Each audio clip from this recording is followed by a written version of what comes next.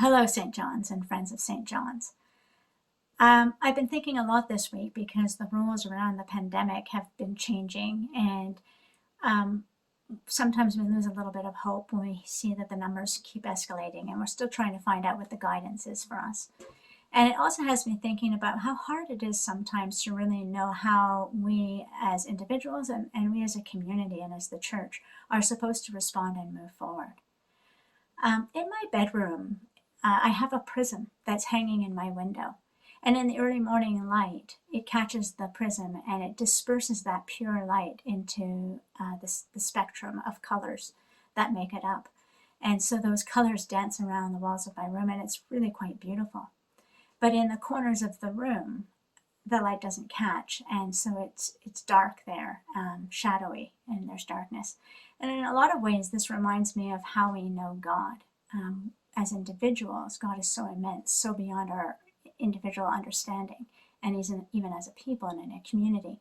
So we all can only really glimpse part of that spectrum, I think, and together we can get a fuller picture of the light. But when things are troubling and we're troubled, it's sometimes easy to get stuck in the corners and in the shadows.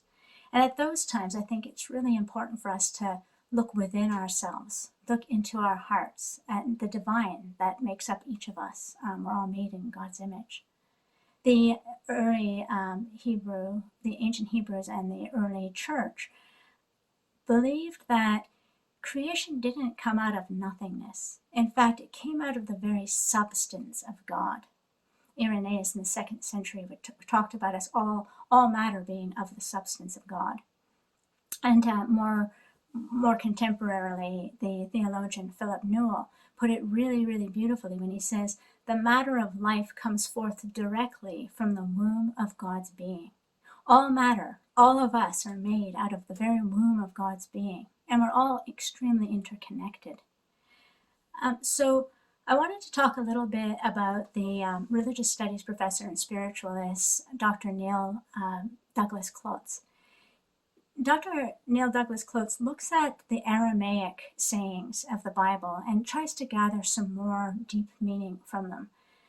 He looks at the I am statements in John's Gospel, and I wanted to look a little bit at I am the Good Shepherd. So in Aramaic, there was no am, there was just I. You couldn't conjugate it, so there's no word for being. So the I am, the Good Shepherd, is ina, rea teelba. Ina, I.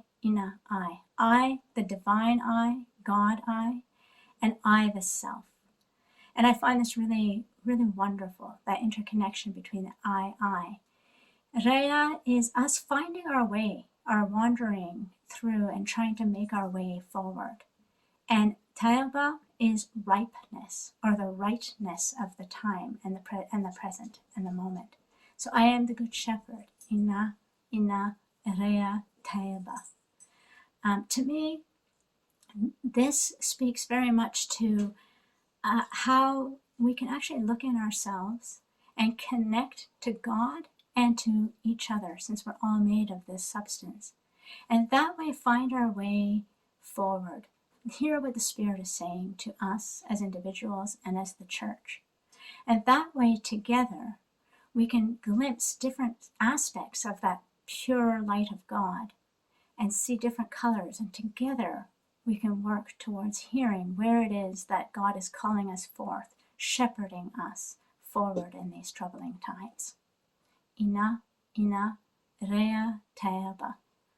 It's a wonderful way of meditating and also trying to hear what the Spirit is calling us to do. God bless. Recently, I've been talking to you about the various pieces of music that organists like to play for particular occasions. And I have one piece of music that is a personal favorite that I play almost always at the end of a funeral. Now, I think the end of a funeral is a very sensitive place, because after sitting in church for an hour and thinking about somebody who's just died, often I think people are in a very sensitive state.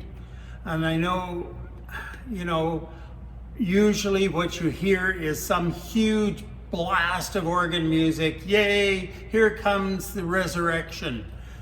But that's not how I think normal people feel at the end of a funeral. We're not thinking about, yay, here comes a resurrection. We're thinking about, oh, rats. Like, this person's dead, and it's going to take a while to figure out. So I like a quiet piece of music. And normally at the end of a funeral, I play the final movement from the 6th organ sonata of Felix Mendelssohn.